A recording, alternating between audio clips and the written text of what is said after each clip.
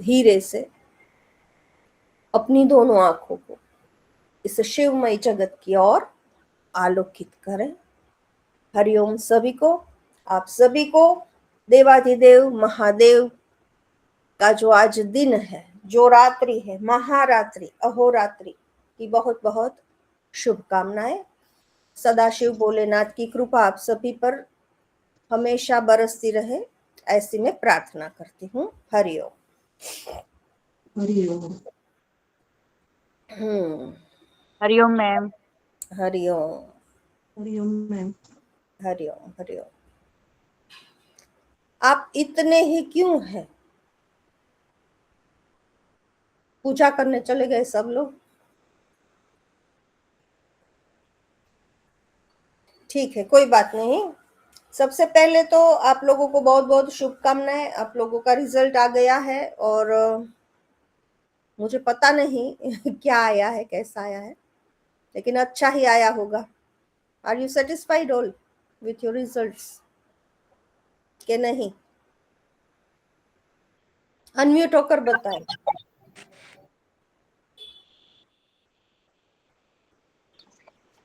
Ma'am yes. Okay, good.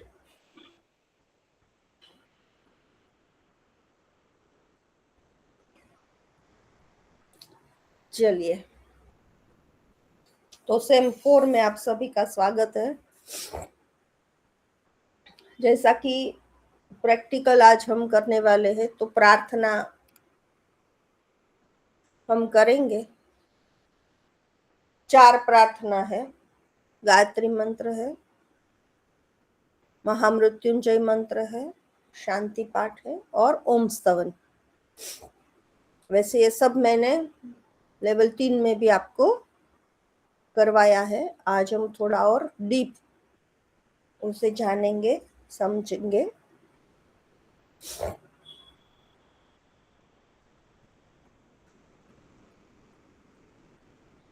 तो प्रार्थना के बारे में आप लोगों के विचार में जानना चाहती हूँ। जितने भी हो आप क्या जानते हो, क्या समझते हो, क्या अनुभूति हुई है, आपके हिसाब से प्रार्थना क्या है, ये मैं जानना चाहती हूँ।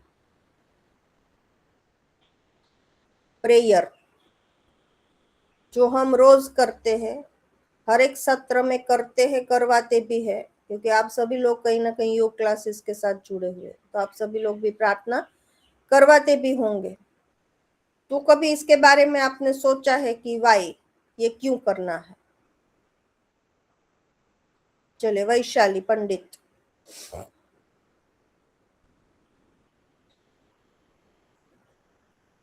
हरिओम मैम। हरिओम। प्रार्थना से मैम मन को यानी शांत, मन स्थिर और शांत रहता है और पूरा शरीर यानी उसका पॉजिटिव ऊर्जा प्राप्त होती है प्रार्थना से। और कोई भी शुरुआत अपने करते हैं तो प्रार्थना से यानी करते हैं तो एक पॉजिटिव ऊर्जा उससे प्राप्त होती है। तो पॉजिटिव ऊर्जा से क्या तात्पर्य है आपका? हमें मिलती है पॉजिटिव कि हमारे आसपास के लोगों को मिलती है? यानी हमें भी मिलती है और मैम हम करवाते हैं तो उन लोगों को भी मिलती है, आसपास वालों को भी मिलती है। तो यानी जो पूरा वातावरण है वो एक पॉजिटिविटी उससे हो जाता है और मन भी शांत और एक स्थिर कि भाई मन को एकदम पॉजिटिव ऊर्जा प्राप्त होती है। ठीक। हरिओम मैम। बीना शाह।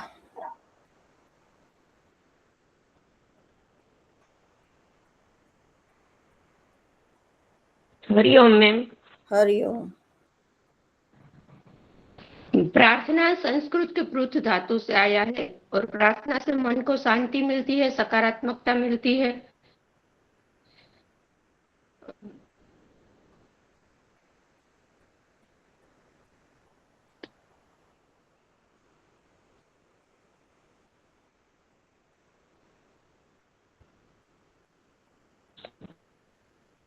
आपकी आवाज नहीं आ रही।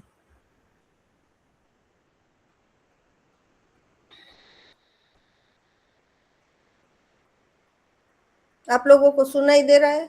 ये बीना जी बोल रहे हैं। मैम उनका नेटवर्क गया है इसलिए नहीं आवाज आ रही है। ठीक है, चलिए तो हेतल। हाँ मैम, प्रार्थना जो है वो हम सबसे पहले तो मन की शांति के साथ साथ हमें भगवान की तरफ ग्रेटफुल होने का, हम कृतज्ञता का भाव रखते हैं कि भगवान का हम धन्यवाद करते हैं कि आपने हमें इतना अच्छा जीवन दिया। और जब पहले पता नहीं था प्रार्थना, तो हम भगवान से मांगते थे कि ये दे दो वो दे दो, लेकिन अब पता चला कि नहीं, भगवान का हमें शुक्रिया अदा करना है कि आपने हमें ये ऐसा जीवन दिया। तो प्रार्थना से मन शांत स्थिर, और जो हम कहते हैं कि स्टार्टिंग जो भी होता है, तो जैसे हम श्री गणेशाय करते हैं उस हिसाब से प्रार्थना से शुरुआत करते हैं तो वो सब काम शुभ होता है।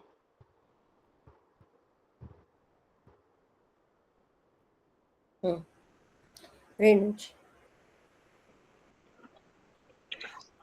मैम वैसे ना मुझे ज्यादा नहीं पता है हम्म, लेकिन मतलब जैसे हम अगर क्लास में करवाते हैं तो मन को स्थिर और शांत रखने के लिए, एक तैयार होने के लिए, हम्म, और जो हम अपना मॉर्निंग में या इवनिंग में जो भी करते हैं, एटलीस्ट मैं जो मुझे ऐसा लगता है कि मैं सिर्फ इतना कहती हूँ कि सबको खुश रखना, और जो आपने दिया वो बहुत अच्छा दिया, बस। मैं इससे ज्यादा मुझे पता नहीं है मैम।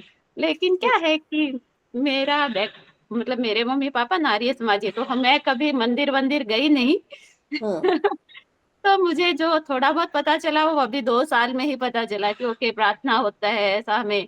लेकिन मुझे हम्म। कोई आती नहीं थी प्रेयर करनी, तो मैंने स्टार्टिंग एज ए भगवान के सामने जब मैं दिया जलाती तो मैं बस इतना ही कहती हूँ, और आज भी मैं यही कहती हूँ कि कुछ गलत बोलूं उससे अच्छा इतना ही बोल देती हूँ मतलब। नहीं, देखिए ये गलत की बात नहीं है। और आर्य समाज नहीं, बोला ना आपने, आर्य समाज बोला, हाँ मैम, वो तो मूर्ति पूजा वहां नहीं पर करती। भी दयानंद सरस्वती जी ने भी ईश्वर की सत्ता को स्वीकारा ही है। वहां पर ओमकार का, उन्होंने ओम को ही पर ब्रह्म माना है, और हम सभी भी ओम से बढ़कर कोई सत्ता है ही नहीं, यही मान रहे हैं।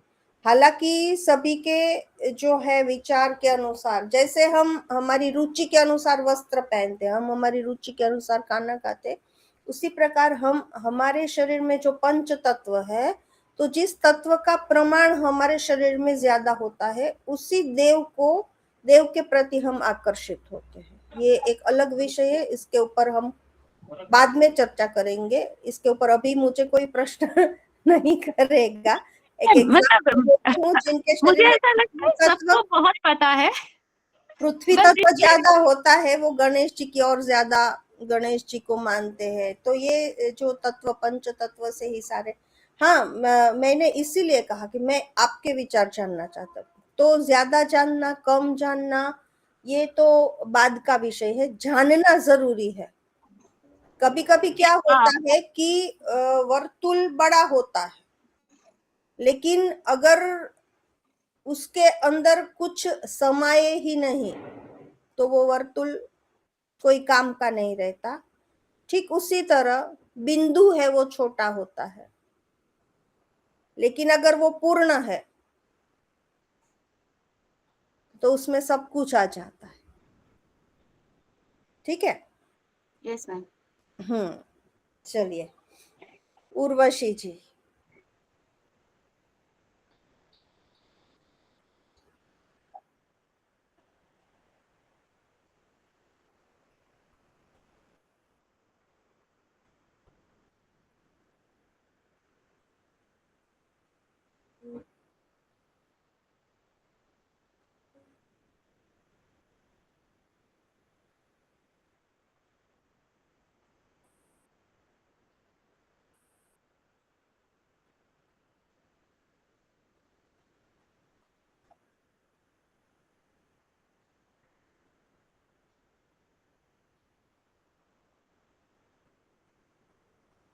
हम्म, ठीक है। वर्षा बेन। हाँ मैम, प्रार्थना प्रार्थना हमारे आत्मा का खुराक है। प्रार्थना से मुझे ऐसा लगता है कि प्रार्थना से हमें किसी कार्य की शुरुआत अच्छी होती है। प्रार्थना करते हैं तो हमारा मन जब इधर उधर भटकता है तो प्रार्थना करने से हमारा मन शांत हो जाता है और वो किसी कार्य में मन लगता है। तो आपका लगेगा ना अभी मैं हाँ करवाऊंगी इसमें हाँ हाँ प्रार्थना तो की, आप सब शांत तो हो गए ना? हाँ। सबने कहा मन की शांति मिलती है, पॉजिटिव। अभी ऐसा नहीं लगता कि मुझे झाड़ू मारना है, कपड़े मशीन में डालना है, ये करना है, वो करना है, अभी नहीं होता प्रार्थना तो ये करने से। हुआ तो सही, इसीलिए तो याद आ गया। हाँ। हुआ इसलिए याद आया, नहीं तो नहीं आता। ठीक है, चलिए नेहल जी। प्रार्थना से चित्त की शांति, चित्त की शुद्धि होती है, हम एकाग्रता प्राप्त करते हैं। और दूसरा, हम समर्पण भाव, ईश्वर के प्रति समर्पण भाव जो होता है, इससे हमारा अहंकार भी कम होता है। तो अहंकार कम होने से हमारे अंदर विनम्रता बढ़ती है और बस उसी से सबसे हम सद्भावना की तरफ मतलब जाते हैं। तो इसलिए हम प्रार्थना करते हैं। सामूहिक प्रार्थना का जनरली उद्देश्य यही होता है कि सबका मतलब कि सबको सद्बुद्धि मिले और सब शांति से और रहे। ठीक है। तृप्ति बेन राक।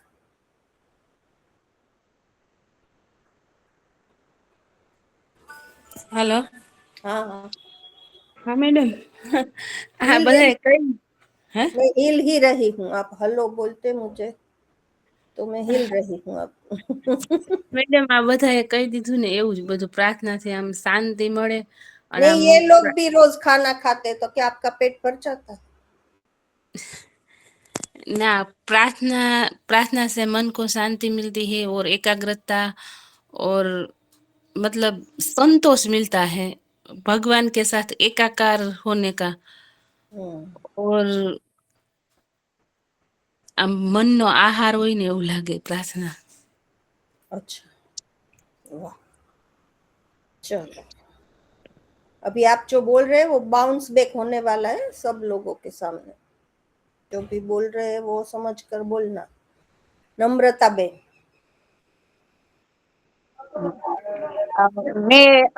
मेरा अनुभव बताती हूँ। मैं जब मंदिर में जाकर भगवान के सामने प्रेयर करती हूँ ना, तब भले कृष्ण भगवान आज से 5,000 साल पहले हो गए, लेकिन मैं तब इतना ऐसा मुझे होता है कि जैसे मैं कृष्ण के सामने ही हूँ। जब उनकी भक्ति करती हूँ तो मैं स्वामी भगवान का जो कीर्तन करती हूँ तो मंदिर में बैठकर मुझे ऐसा ही लगता है कि वो मेरे सामने ही है, ऐसा भाव मुझे होता है।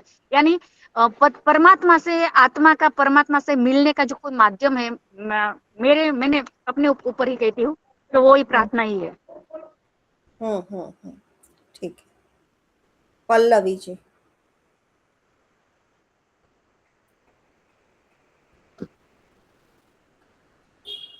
प्रार्थना करने से हमारे मन की शांति मिलती है, लेकिन एक विश्वास बनता है भगवान के साथ जब हम बात आंखें बंद करके हम प्रार्थना करते हैं, ताकि हमारा ध्यान जो है वो आसपास कहीं न जाए, जो हमारी चंचलता है वो दूर हो जाए। इसलिए भगवान के साथ हमारा एकाकार हो जाए, भगवान के साथ जो विश्वास एक बनता है और खुद में कॉन्फिडेंस होता है जब प्रार्थना करते हैं तो। निशा।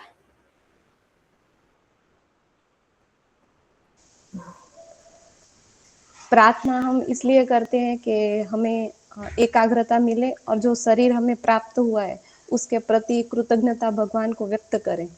और जो कार्य की हम शुरुआत करते हैं उससे पहले प्रार्थना इसलिए की जाती है कि जो कार्य हम करने वाले हैं उसमें हम अपना ध्यान लगा सके, बाहर की दुनिया से कट ऑफ होके उस जगह का हम उस स्थान को हम जान सके। तो बाहर से कट ऑफ होते हैं आप जब प्रार्थना करते हैं, यानी प्रयत्न करते हैं एकाग्रता करने के लिए। फिर किसी ने कहा पॉजिटिव एनर्जी आती है, किसी ने कहा सामूहिक प्रार्थना से एक भाव उत्पन्न होता है। तो अगर ऐसा होता तो जो सामूहिक कुछ जगह पर समूह में, रास्ते पर, चौराहे पर प्रार्थनाएं की जाती है, तब इस उसमें हिंसा क्यों बढ़ जाती, अगर यही होता है तो? क्योंकि सर मैम इसमें जो भाव होता है ना, जब हम मिलते हैं तो जब हमारा भाव पॉजिटिव होता है कि नहीं, किसी का जैसे हम सुनते हैं कि कभी कोई नेता होता है, कोई अभिनेता है, उसके लिए सब प्रेयर करते हैं, हवन करते हैं, तो उसका भाव उसे ठीक करने का होता है। कभी कभी ऐसा होता है जो टोला होता है, ग्राउंड ग्रुप होता है, उसमें ऐसा भाव होता है कि हमें ये पाना है, उनके प्रति उसका जो फोर्स होता है ना, फ्रीक्वेंसी का, वो नेगेटिव हो जाता है कभी कभी किसी चीज को पाने के लिए, तब वो हिंसा में परिवर्तित होता है। जैसे कि आतंकवाद की हम बात करें तो उसमें क्या है कि वो इंसान गलत नहीं होता, उसका जो फीडिंग करते हैं, उसका ब्रेन वॉश करते हैं कि ये हमारे लिए गलत है, तो वो तो खुदा के लिए ही करता है, लेकिन उसका जो फीडिंग होता है वो गलत भावना से, गलत इरादे से होता है, तब वो हिंसक रूप लेते हैं। लेकिन जब वही चीज को, वो फ्रीक्वेंसी को वो पॉजिटिव मतलब अच्छे भाव से करते हैं, तब वो प्रार्थना बन जाता है। किसी ने कहा वो कहाँ गए जिसने कहा पृथ्वी धातु से बनना, चले गए? तो उसकी एब्सेंट होगी, बता देना उनको। ऐसा नहीं कि थोड़ी देर आए तो आपकी मैं प्रेजेंट गिन लूंगी।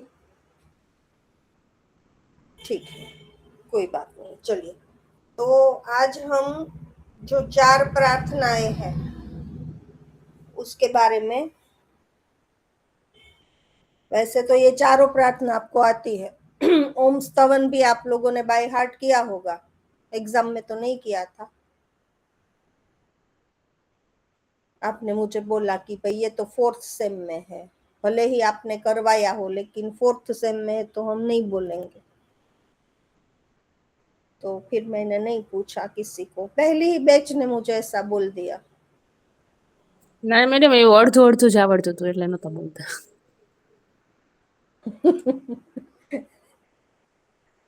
चलिए, तो प्रार्थना तो आधी अधूरी होती है तो भी भगवान स्वीकार करते हैं। भगवान को तो ऐसा कुछ है ही नहीं। आप मार्क्स देते आधी अधूरी प्रार्थना का मैम? आप स्वीकार नहीं करते, भगवान तो स्वीकार कर लेता, लेकिन आप स्वीकार नहीं करते। ऐसा किसने कहा? नहीं, हमें मार्क्स की रहती है ना, हमें अगर मार्क्स नहीं मिलेंगे तो वो हमारे अंदर डर जो है ना, वो ऐसा लग रहा है ऐसे। सही बात है। अभी प्रार्थना बोलते हैं तो हम ईश्वर के लिए बोलते हैं, अभी प्रार्थना बोलते हैं ईश्वर के लिए बोलते हैं, तभी प्रार्थना बोलती है आपके लिए बोलते हैं। ठीक है, चलिए। तो प्रार्थना जो है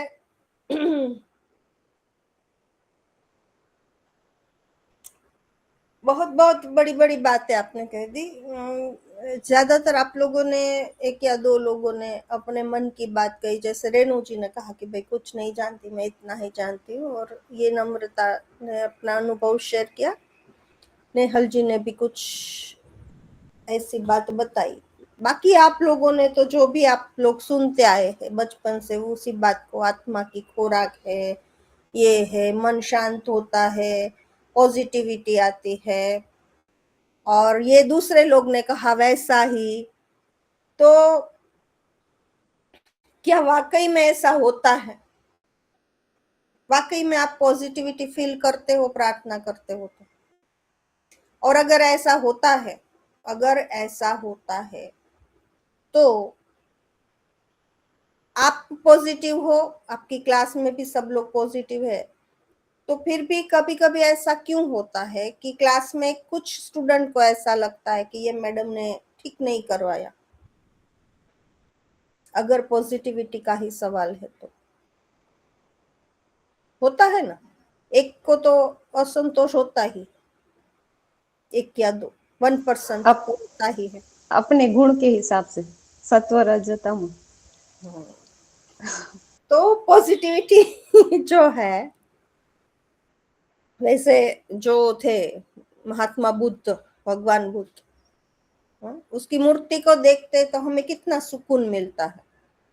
वो अपने आप में एक बहुत शांति के प्रतीक माने जाते, करुणा के सागर माने जाते, फिर भी उनके ही घर में उनके ही कुछ दुश्मन सदा ही उनको मारने के लिए तत्पर रहते थे।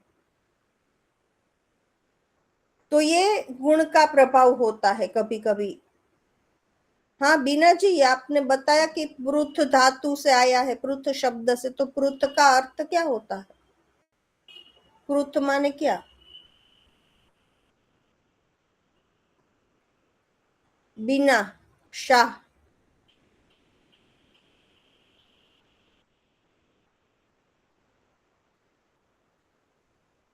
बीना जी, मेरी आवाज आपको आ रही है कि नहीं?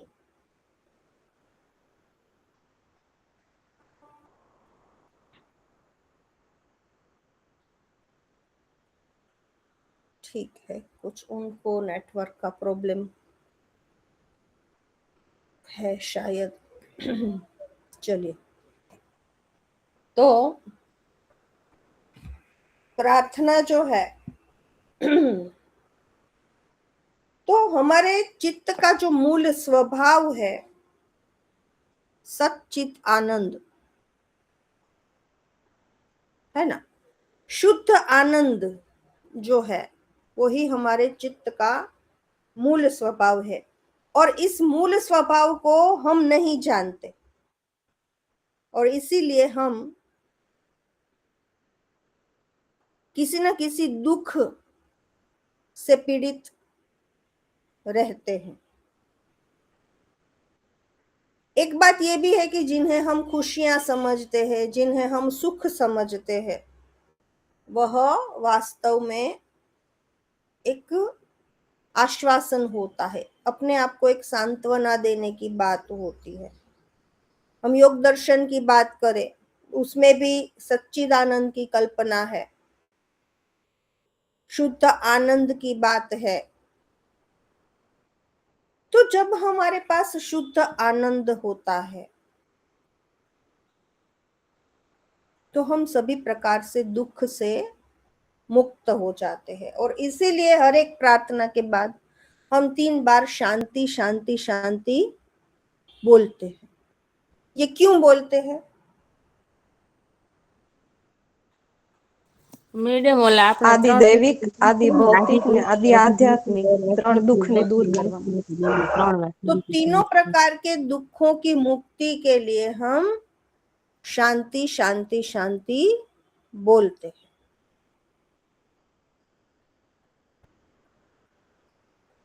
तो शांति से तात्पर्य यह है कि हमारे सांख्य दर्शन में जन्म का कारण ही बताया है कि दुखों से मुक्त होना। उपनिषदों में 2 प्रकार के मार्ग बताए हैं, एक है नाद का मार्ग, एक है ज्योति का मार्ग। तो नाद यानी कि वाक, वाक यानी कि वाणी, और ज्योति का तात्पर्य अर्थ से है। तो जितने भी मंत्र है, जितनी भी प्रार्थनाएं हैं, वो सारे वाक की श्रेणी में आते हैं। और सबसे बड़ा जो मंत्र है वो ओमकार माना गया है। तो आज मैंने उसी से शुरुआत की। जो हमने शिव षडाक्षर स्तोत्र किया उसमें हमने क्या कहा? सबसे पहले ओमकार बिंदु संयुक्तम नित्यम ध्यायन्ति योगिनः कामदम मोक्षदम चैव ओमकारेण। और सभी मंत्र आप देख लीजिए, हमारे शास्त्रों में जितने भी मंत्र है उसकी शुरुआत जो है वो ओम से ही होती है। 90% मंत्रों की शुरुआत में ओम का प्रयोग किया जाता है। तो आज भी हमारे पास 2 ऐसे मंत्र है। एक तो है गायत्री मंत्र, आप जानते हैं गायत्री मंत्र, और ओमकार को भी,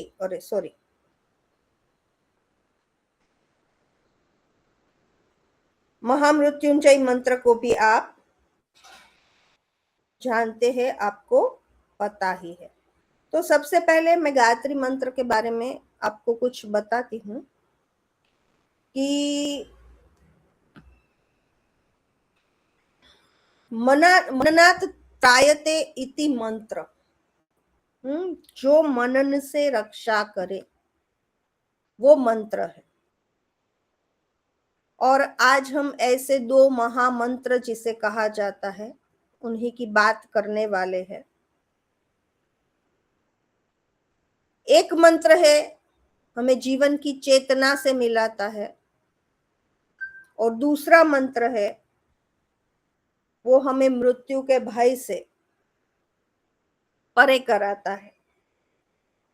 एक गायत्री मंत्र है जो बुद्धि और विवेक का सूर्य माना जाता है, और दूसरा है महामृत्युंजय मंत्र जो मृत्यु पर विजय का अमृत मंत्र माना जाता है। गायत्री मंत्र का उल्लेख ऋग्वेद में मिलता है। ऋग्वेद का 3रा मंडल 62वां सूक्त और 10वां मंत्र। इस मंत्र के दृष्टा महर्षि विश्वामित्र है। महर्षि विश्वामित्र ने समाज के पुनरुत्थान के लिए, समाज और राष्ट्र के उत्थान के लिए गायत्री मंत्र को प्रसारित किया, प्रचारित किया, और इसीलिए गायत्री को वेद माता और छंदों की जननी कहा जाता है। जब हम विभूति पाद पढ़ रहे थे तो भगवान ने कहा कि छंदों में छंदसाम गायत्री हम, गायत्री एक छंद भी है, तो भगवान ने कहा कि छंदों में मैं गायत्री हूं, तो इसीलिए उसे छंदों की जननी, जननी यानी माता कहा जाता है। और चारों वेदों का जो सार है वह इसी एक मंत्र के अंदर ही समा जाता है। तो गायत्री मंत्र है ओम भूर्भुवः स्वः तत्सवितुर्वरेण्यं भर्गो देवस्य धीमहि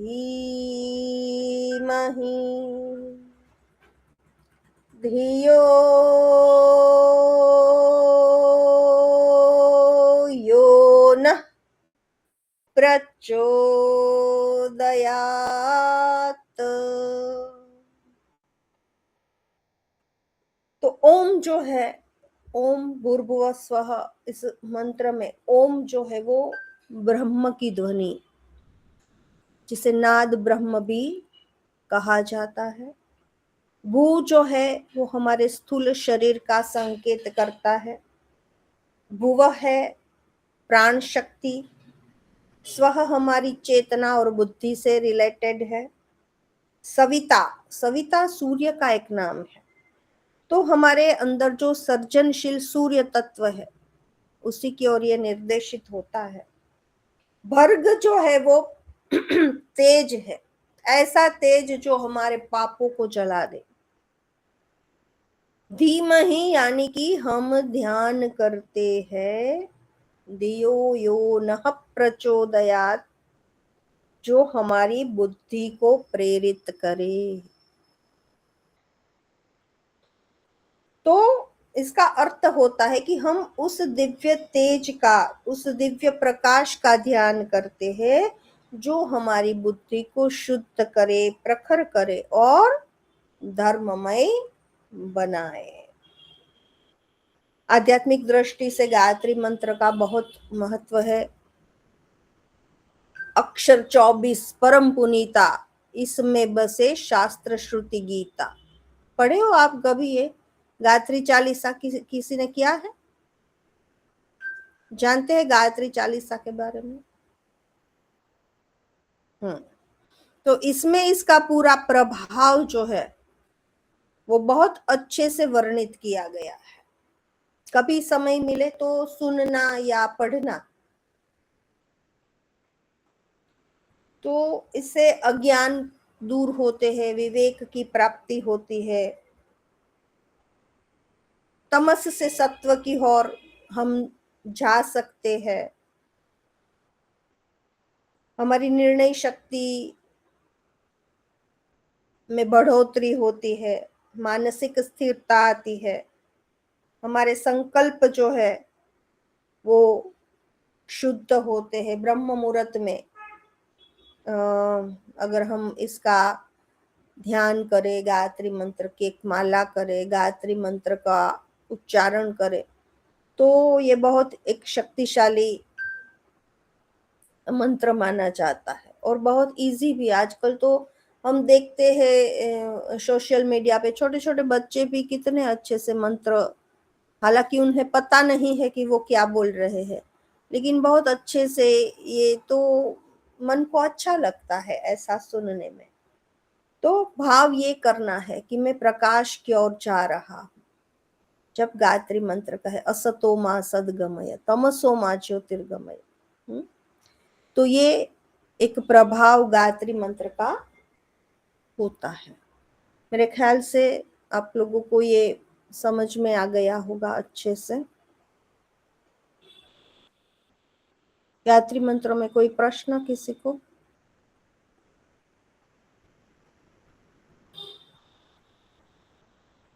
तो हम एक साथ गायत्री मंत्र का उच्चारण करें सब लोग,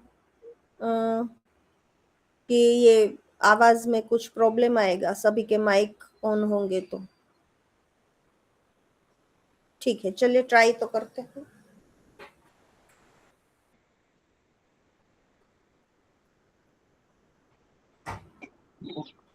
हाँ, स्टार्ट करें। ओम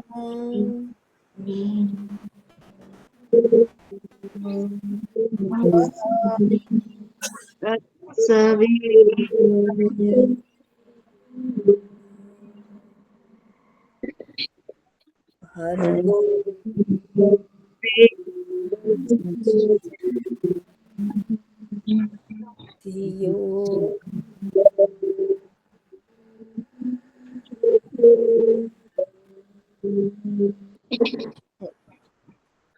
ठीक है,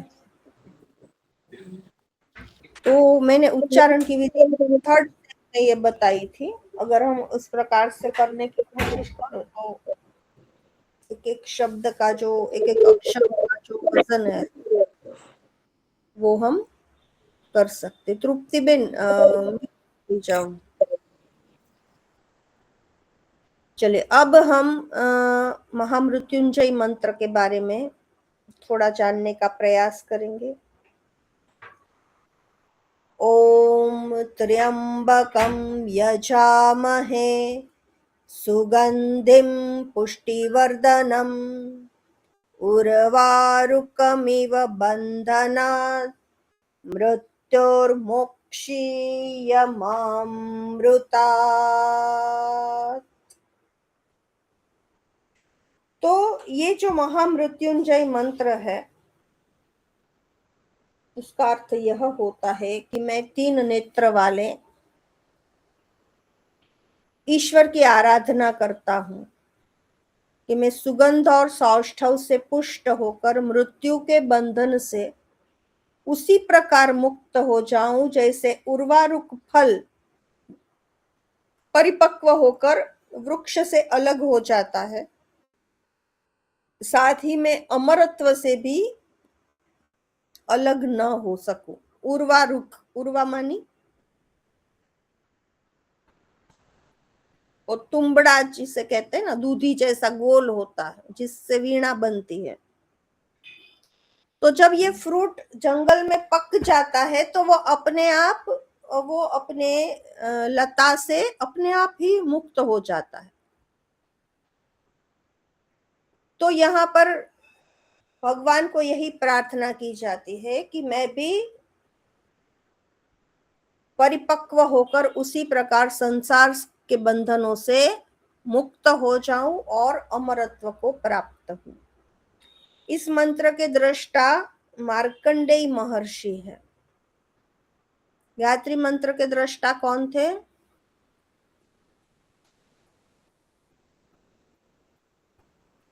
अभी अभी बताया मैंने, और विश्वामित्र।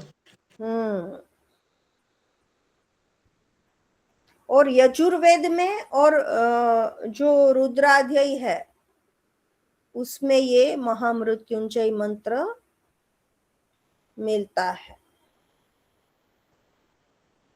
त्र्यंबकम यानी 3 नेत्र वाले देव, दिव्य सुगंध, सुगंधिम यानी कि दिव्य सुगंध, पुष्टिवर्धनम जीवन की शक्ति को बढ़ाने वाला, उर्वारुकमिव जो मैंने बताया कि जो दूधी जो होती है, तुम्बड़ा होता है, लौकी, ककड़ी, ये श्रेणी के जो भी फल होते हैं वो उसकी बात कर रहे हैं। बंधनों से मृत्यु और मोक्ष, मृत्यु से मुक्त हो जाऊं और अमरता में स्थित हो जाऊं।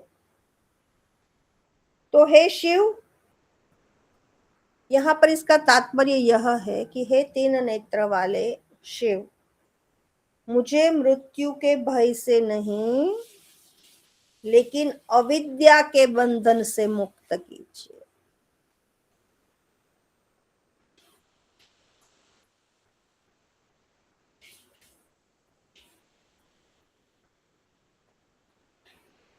तो खास करके ये जो है महामृत्युंजय मंत्र हर रोज बोलना होता है, लेकिन ज्यादातर लोग जो बीमार लोग होते हैं तब इसका ज्यादा प्रयोग करते। बहुत ही पावरफुल मंत्र है और इससे लाभ मैंने होते हुए देखे भी है। तो आज तो महाशिवरात्रि है, तो आप जब भी टाइम मिले तो 108 बार इसका जप कर लेना।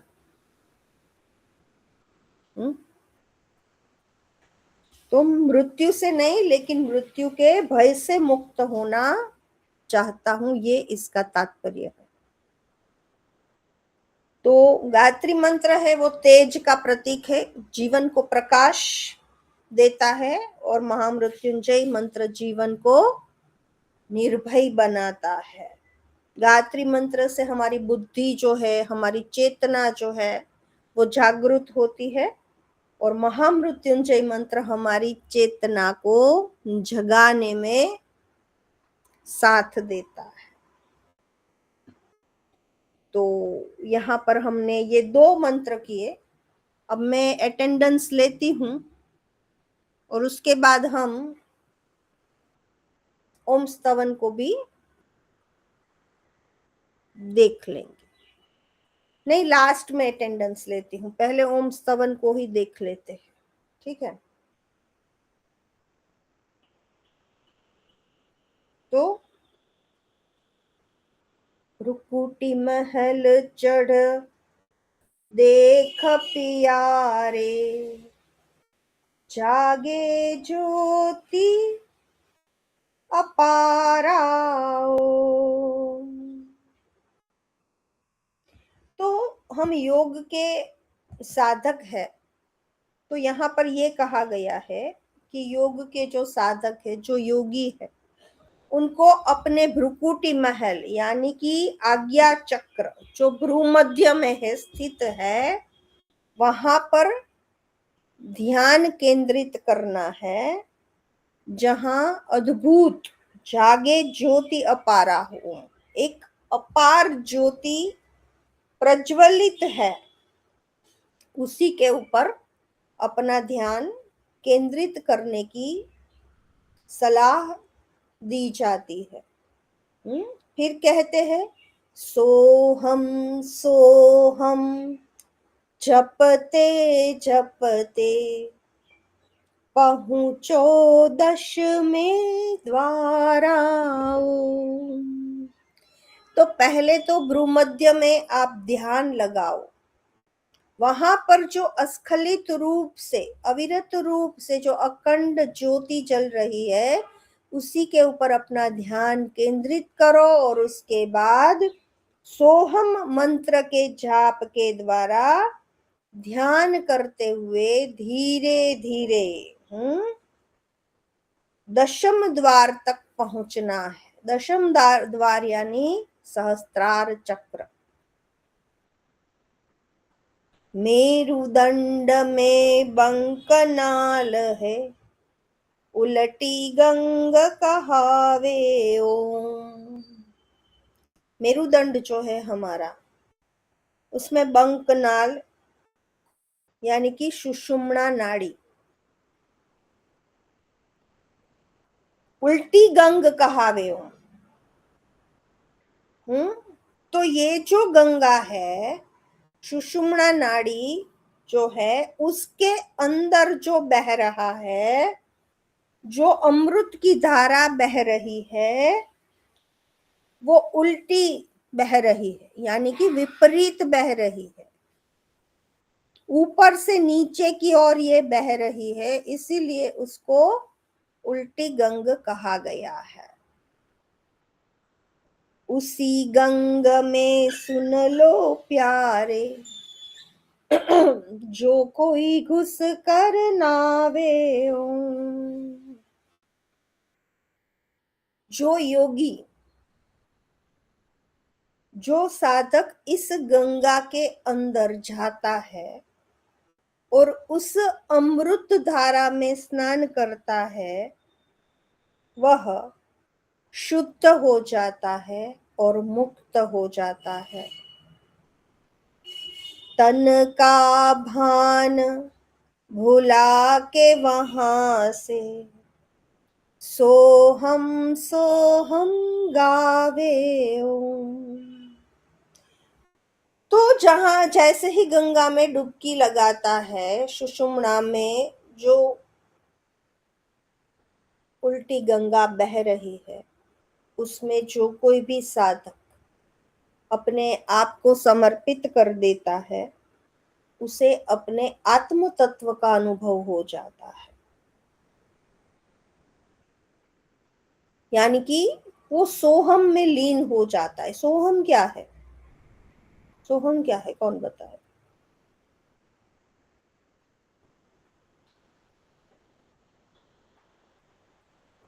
हम जो श्वास प्रश्वास लेते हैं, सो और हम, इनहेल और एक्सहेल जब करते हैं तो वो एक नाद आता है, सो और हम। हाँ, लेकिन सोहम का अर्थ क्या है? वो तो मैं भूल गई, आपने बताया था एक बार। मैम मतलब जैसे परमात्मा या ब्रह्मा में ही हूँ, यस, ऐसा? हाँ, बिल्कुल सही, वो मैं हूँ। हाँ मैम, सह अहम, हाँ, मतलब तू वही है। Very good. तो उसे आत्म तत्व का अनुभव होता है, यानी कि मैं ही ब्रह्म हूं। ब्रह्म के साथ एकात्म का भाव आ जाता है। फिर कहते वहां से ऊंचा, बेहद ऊंचा, ब्रह्म शिखर पर जावे ओम। कि साधक फिर वहां से ऊपर उठकर सहस्त्रार की ओर अपनी जर्नी शुरू करता है, या सहस्त्रार तक पहुंचने में वो सक्षम हो जाता है। तो कैसे चढ़ता है? तो कहते ओम ध्वनि से चढ़ते चढ़ते निश्चल घुमरी आवे ओम। जब ओमकार की ध्वनि करते हैं, ओमकार के बारे में मैंने पहले ही बताया कि ओमकार में कितनी शक्ति है। कामदम मोक्षदम चैव, वो कामना की भी पूर्ति करता है और मोक्ष को भी हमें प्रदान करता है। ओमकार हमें लौकिक समृद्धि भी देता है और मोक्ष भी देता है। तो ओमकार के द्वारा हमारी चेतना जो है वो अंतर्मुखी हो जाती है और अपना जो मूल है उसकी ओर वो बढ़ने लगती है, और हमारे साधना में आने वाले जितने भी रुकावटें हैं, जितने भी विघ्न है, वो हम आसानी से ओमकार की वजह से दूर कर सकते हैं। इसीलिए कहते कि ओम ध्वनि से चढ़ते चढ़ते, ओम ध्वनि में जब हम लय हो जाते हैं, ओमकार में जब हम लीन हो जाते हैं, तो हमारा मन जो है वो पूर्ण शांति की स्थिति में चला जाता है। निश्चल घुमरे, एक निर्विकल्प समाधि जिसे हम कहते हैं, वहां पर हम पहुंच जाते हैं। अपने आप आप अपने में निर्विकल्प निर्वाणी ओम। और फिर योगी जो है वो अपने आत्म स्वरूप में स्थित हो जाता है और पूर्ण शून्यता, पूर्ण आनंद का अनुभव करने लगता है। शिवानंद गुरु केवल चेतन निजानंद आनंदी।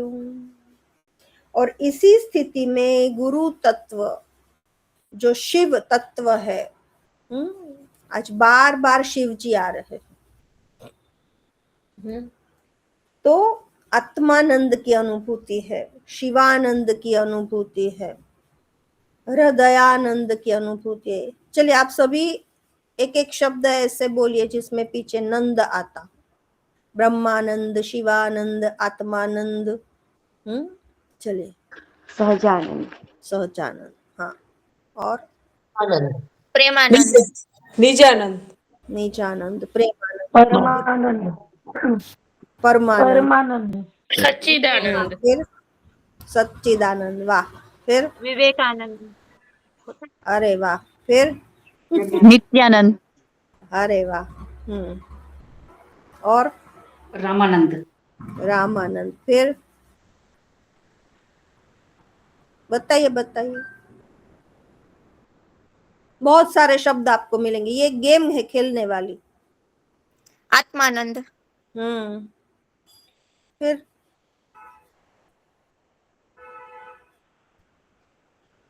बस नित्यानंद। वो तो हो गया। अच्छा। परमानंद, वो भी हो गया। सुखानंद, अरे वाह। तो ये आनंद जो मैम गजानंद, गजानंद, गजानंद वो है ना, ये गलत है, गलत, वो गजानन है। गुणातीतानंद, हाँ गुणातीतानंद है, लेकिन गजानंद नहीं शब्द है, वो गजानन है। आनंद, गज प्लस आनंद, जिसका मुख, आनंद का अर्थ है मुख, मुख गज जैसा है, तो वो गणपति के लिए गजानन है। गज आनंद शब्द नहीं है। हाँ वैसे मैंने देखा है राजकोट में एक दो रेस्टोरेंट का नाम उन्होंने गजानंद रखा है, तब मैं आश्चर्यचकित हो गई थी, लेकिन होता है। चलिए। और हरियानंद, केवा हरि आनंद, हाँ हरियानंद, स्वरूपानंद, स्वरूपानंद, वाह। सत्यानंद, सत्यानंद, गिरिजानंद मैम। तो कितने हैं देखिए, एक आनंद है, दिव्यानंद,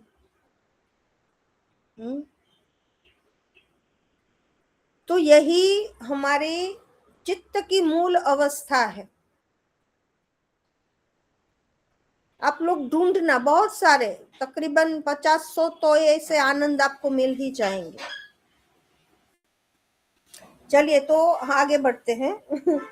तो यह जो ओम स्तवन है वो हमारे आध्यात्मिक जो यात्रा है, हमारे चित्त की आध्यात्मिक यात्रा, आज्ञा चक्र से लेकर सहस्त्रार तक, सोहम से ओमकार तक, और व्यक्ति से समष्टि तक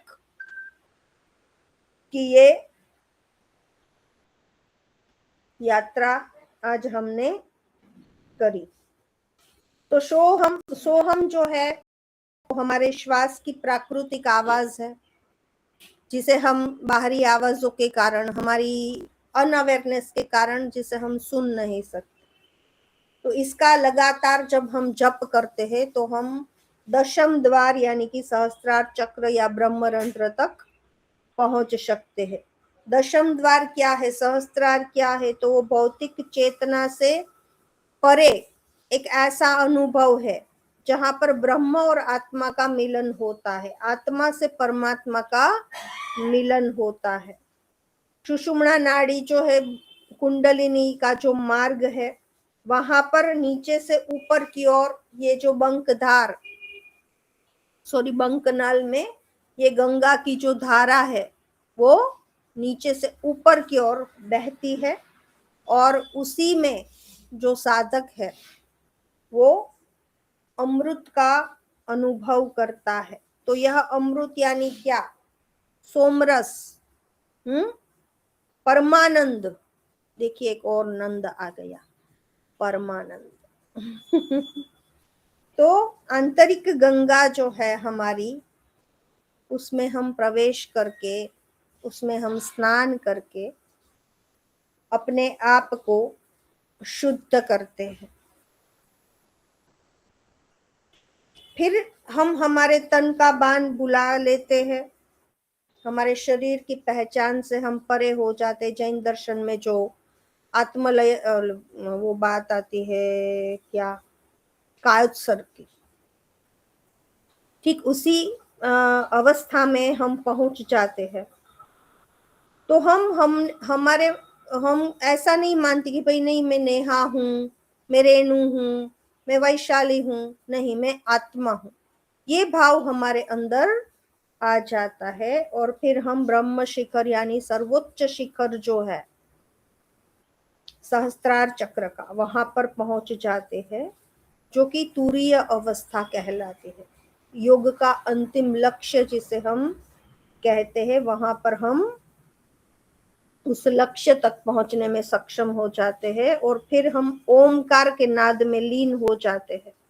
तो बिंदु और नाद में जब विलीनता का भाव आता है तो पूर्ण शांति की अनुभूति होती है।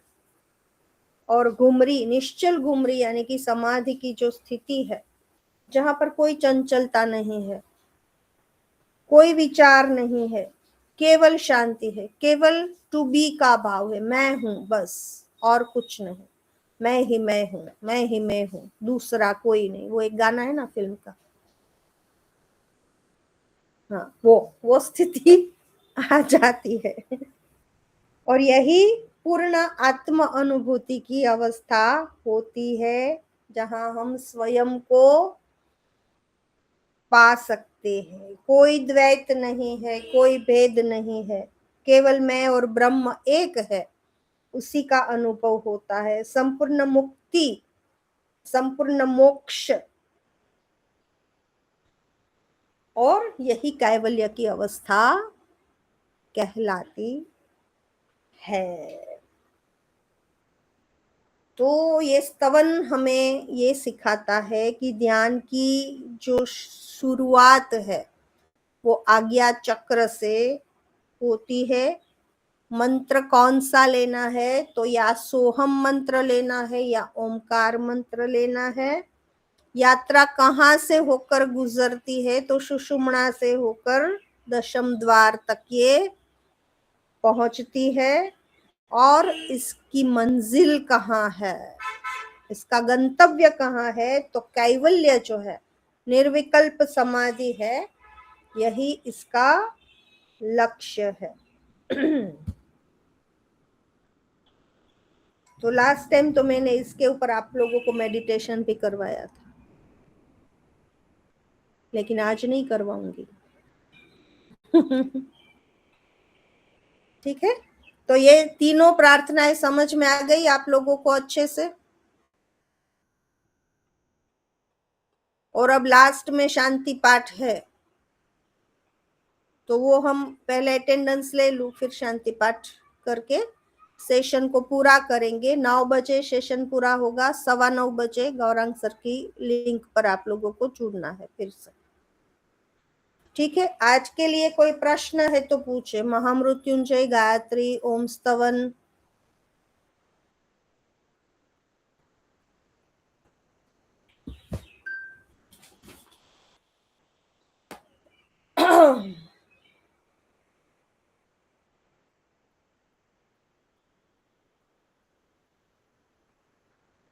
उसमें लिखना क्या है, सिर्फ ये ऋषि का नाम।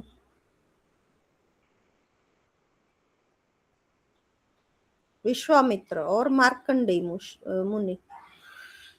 आपको ये पूछेंगे नहीं एग्जाम में। एग्जाम में तो आपको सिर्फ वो ही करने के लिए बोलेंगे, और फिर भी अगर आपको चाहिए तो मैं नोट्स बनाकर भेज दूंगी।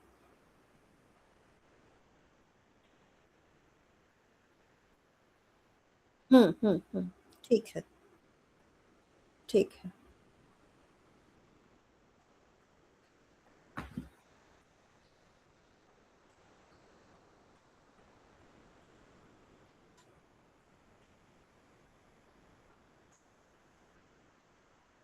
करना है 5 मिनट मेडिटेशन, 5 मिनट करना है। हमारे पास है समय, अभी तो 8:45 बजे। हाँ मैडम। चलिए, ध्यानात्मक आसन में बैठ जाए। रीढ़ की हड्डी सीधी, मेरुदंड सीधा, कमर गर्दन सीधे, आंखें बंद, मन शांत।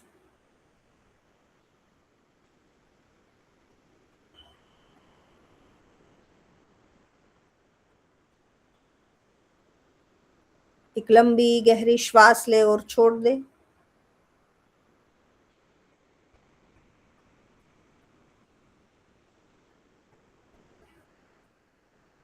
और अपने मन को शांति की ओर ले जाए।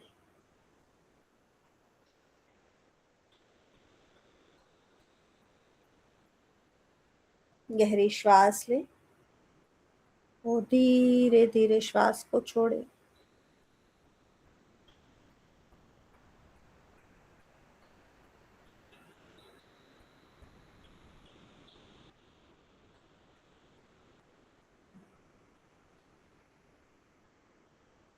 अपनी पूरी सजगता आज्ञा चक्र पर भ्रू मध्य में लेकर जाएं।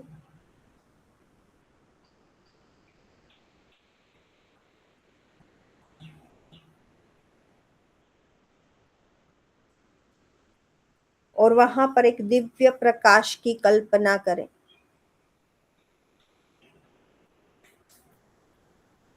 कल्पना करें कि वहां पर एक अपार ज्योति प्रकट हो रही है।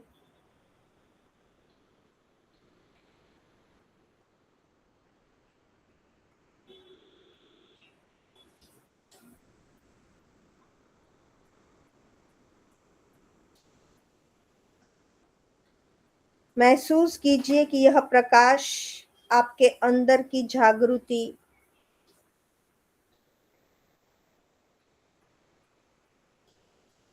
फैला रही है। आपके अंदर भी एक ज्योति प्रकाशमान हो रही है।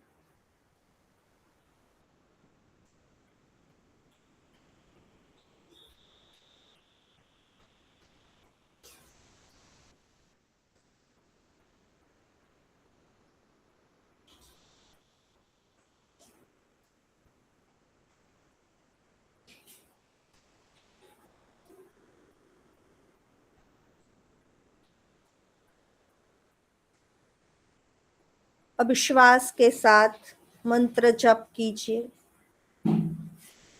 श्वास लेते वक्त सो,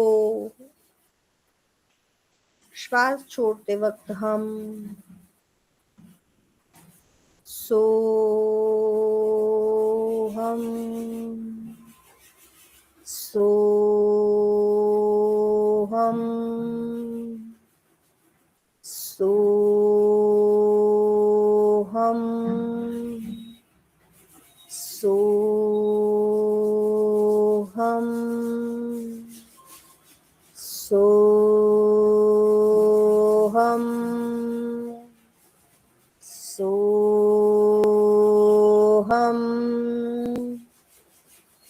सो हम, सो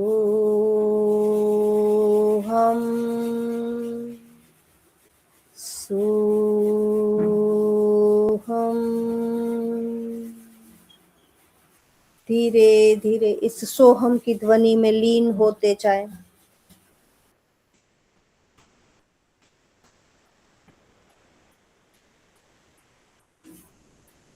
यह मंत्र आपको ऊपर की ओर ले जा रहा है, दशम द्वार तक, सहस्त्रार तक।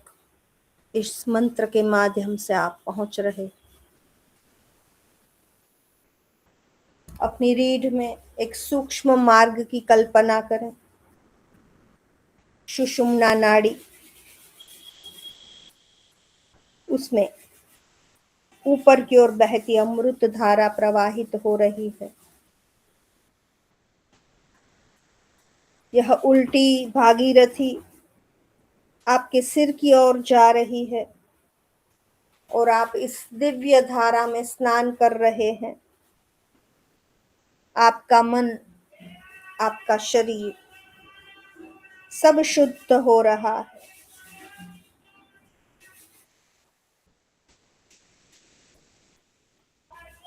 और उसी धारा में धीरे धीरे आप ऊपर की ओर बह रहे हैं। सिर के शिखर पर सहस्त्रार कमल की कल्पना करें। हजारों पंखुड़ियों वाला दिव्य कमल, और उसी के ऊपर आपकी चेतना जो है वो ठहर गई है। वहां पर सिर्फ और सिर्फ ओमकार की ध्वनि गूंज रही है और उस ओमकार के नाद में आप डूबते जा रहे हैं। धीरे धीरे मन निश्चल हो रहा है और आप एक गहन स्थिर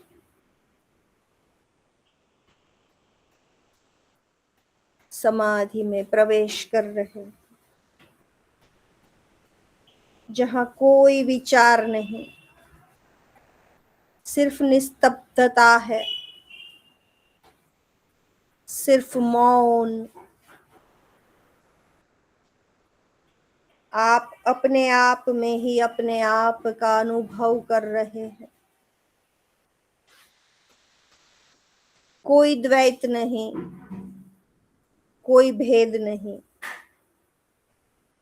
केवल शुद्ध आत्मानंद, निजानंद, परमानंद, सुखानंद, दिव्यानंद, सहजानंद, सच्चिदानंद, शुद्ध आनंद ही आनंद। उसी आनंद से आपका हृदय भर चुका है।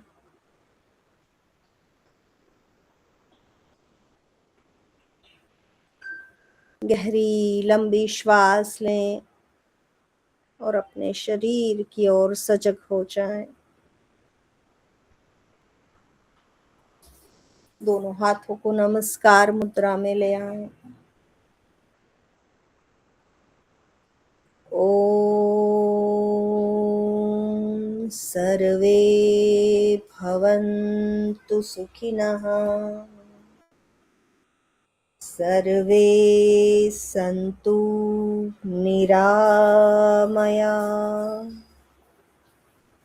सर्वे भद्राणि पश्यन्तु, मा कश्चित् दुःख भाग् भवेत्। ओम शांति शांति शांति। दोनों हाथों की हथेलियों को आपस में रगड़ लें। हथेलियां गर्म हो जाएं तो प्राप्त हुई शुद्ध सात्विक और पवित्र ऊर्जा को अपनी दोनों आंखों पर, दोनों कान पर, मस्तक पर, ललाट पर और पूरे शरीर पर फैलाएं। ईश्वर का, माता पिता का, गुरुजनों का धन्यवाद करें। इस संसार के प्रति कृतज्ञता का भाव अर्पण करें और मुस्कुराएं।